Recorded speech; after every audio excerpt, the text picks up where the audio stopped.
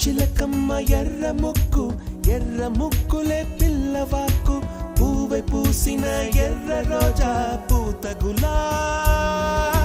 పసిపాదం ఎర్రాని రూపం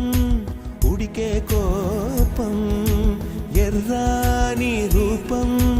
ఉడికే కోపం సంధ్యావర్ణ మంత్రాలు వింటే ఎర్రని పంట పాదమంటే